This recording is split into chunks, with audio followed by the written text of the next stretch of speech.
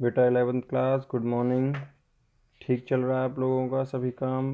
कोई रिप्लाई नहीं आता, कोई रेस्पॉन्स नहीं है। 2-4 बच्चे रेस्पॉन्स कर रहे हैं, कोई वीडियो देख ही नहीं रहा, व्यू ही नहीं है तुम्हारे। इतने बच्चे हैं, 7 या 5 व्यू मिलते हैं बस, फिर तुम क्या कर रहे हो भाई? बेटा ऐसे काम नहीं चलेगा, बिल्कुल भी नहीं चलेगा। अगर तुम देखोगे नहीं तो कैसे काम चलेगा? क्यों भाई? ऐसे बेटा काम चलने वाला तो नहीं है, पर भाई मर्जी है तुम्हारी। आज हमारा टॉपिक है इलेक्ट्रॉनिक कॉन्फ़िगरेशन को करते हैं अच्छे से। इलेक्ट्रॉनिक कॉन्फ़िगरेशन मैंने बताया था, इलेक्ट्रॉनिक कॉन्फ़िगरेशन वाली टेबल मैंने इस तरह से आप लोगों को समझाई थी कि इलेक्ट्रॉनिक कॉन्फ़िगरेशन की टेबल है ये, और आईपीएसी नोमेनक्लेचर बताया था। इलेक्ट्रॉनिक कॉन्फ़िगरेशन वाली टेबल सबको लर्न हो गई होगी, मैं फिर बता रहा हूँ। इस तरह से सर्कल बनाने हमें, और 1S 2S 3S 4S। अब एक्चुअल में ये S1 से S2 से P2 से 3D से ये क्यों शुरू होता है, मैं ये कहानी बता देता हूँ, क्योंकि ये भी ज़रूरी है। देखिए, हमारे पास एक तो तुम्हें सबसे पहला वर्क तो था ये कि तुम्हें सीरीज याद करनी थी। कौन सी वाली? ये हमारे पास 1S 2S ऐसी वाली एक सीरीज़ दे रखी थी, वो आपको लर्न करनी थी बिल्कुल। और लर्न नहीं हो रही थी तो वो उस तरह से ट्रिक सीख लेना था उसे बनाने का। जैसे मेरे पास अगर मैं देखूं तो ये तरीका है याद करने का जो सर्कल वाला है। बाकी आप लोगों को जिस तरह का भी ठीक लग रहा हो ऐसा कर लेना। जैसे कि अब मैंने लिखी थी वो series 1S 2S 2P 3S 3P 4S 3D 4P 5S 4D 5P 6S 4F 5D और 6P 7S 5F 6D और 7P।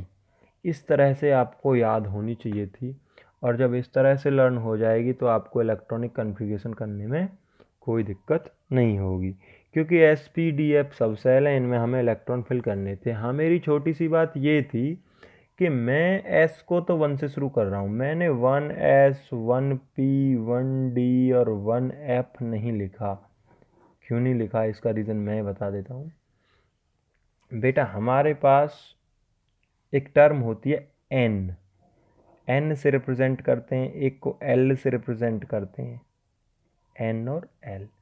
N से अगर हम देखें और L से देखें तो N का मतलब होता है mainly principal quantum number.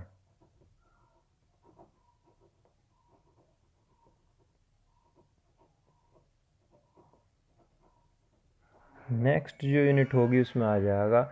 Mainly तुम्हें क्या ध्यान रखना है कि जो N की वैल्यू होती है, प्रिंसिपल क्वांटम नंबर की वैल्यू होती है, वो केवल हमें क्या बताती है? वो केवल हमें बताती है नंबर ऑफ सेल। क्या बताती है? Number of cell. Number of cell का मतलब पीरियड का नंबर।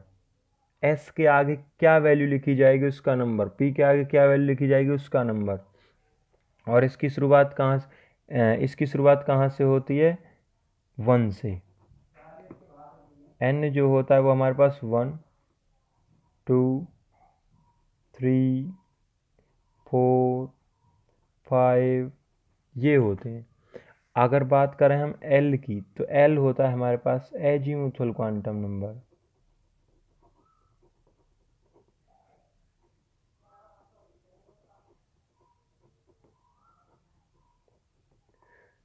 जो किसके बारे में बताता है? हमें सब सेल। नंबर ऑफ सेल, सब सेल। अब नंबर ऑफ सेल जो हैं वो तो होते हैं तुम्हारे पास पीरियड्स, और सब सेल होते हैं ये हमारे पास SPDF। और नंबर ऑफ सेल क्या होते हैं? जैसे KLMNOP। अब हमें देखना है कि अगर n की वैल्यू 1 2 3 4 5 है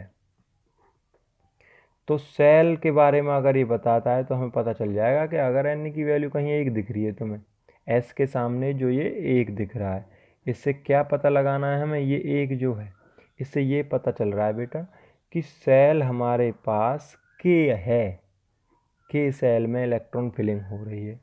और अगर 2 वैल्यू हमें दिखती है तो 2 पे हमें पहुंच जाना है कि अगर 2 वैल्यू हमें दिखती है यहाँ पर तो हमारे पास सेल कौन सा है, L, और 3 पे M, N, O, इस तरह से हमारे पास सेल्स की वैल्यू आएगी। लेकिन अगर हमारे पास L की वैल्यू शुरू होती है 0 से, जैसे उसकी 1 से शुरू होती है, इसकी होती है 0, 1, 2, 3, 4, कितने शुरू होती है बेटा, 0 से, 0, 1, 2, 3 और 4।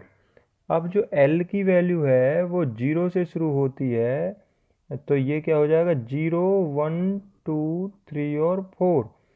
अब ये किसके बारे में बताता है, ये बताता है सब सेल्स के बारे में, ऑर्बिटल्स के बारे में।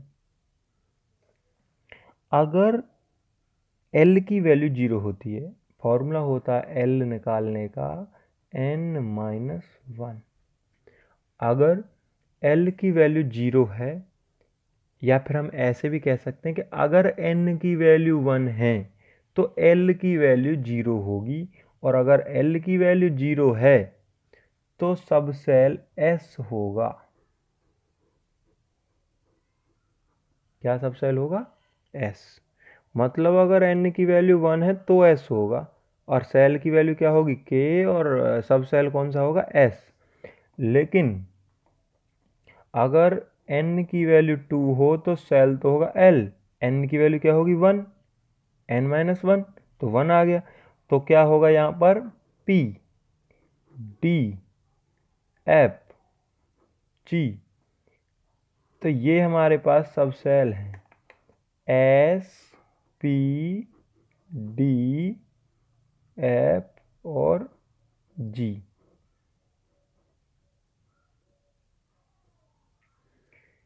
ये हमारे पास सब सेल्स की वैल्यू है। तो अब हमें पता चलेगा, अब देखो, जब बेटा n की वैल्यू 1 होती है तो सब सेल हमारे पास क्या होता है, तो हमारे पास सब सेल है S।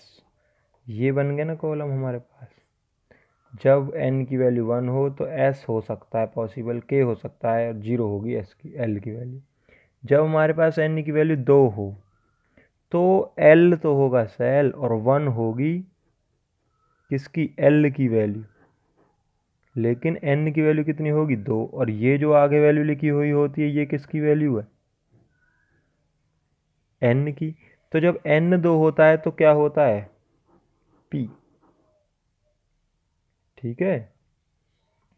और ऐसे जब 3 n की वैल्यू होगी तो L की वैल्यू होगी 2, और सब सेल कौन सा होगा, D। तो देखो D हमारा 3 से शुरू है।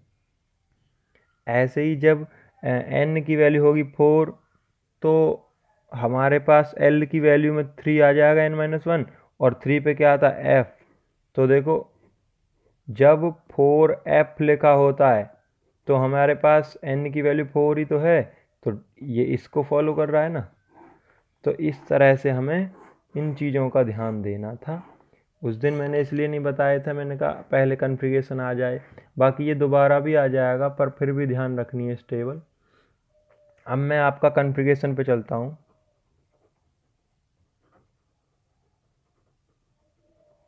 बेटा आप लोगों ने, मैंने 50 तक बताए थे, बाकी आपने किए होंगे 1। अब एटॉमिक वेट की ज़रूरत नहीं है, वैसे मैंने लिख दिया है, तो इसका क्या होगा, 1s1। अगर मैं बात करूँ हीलियम की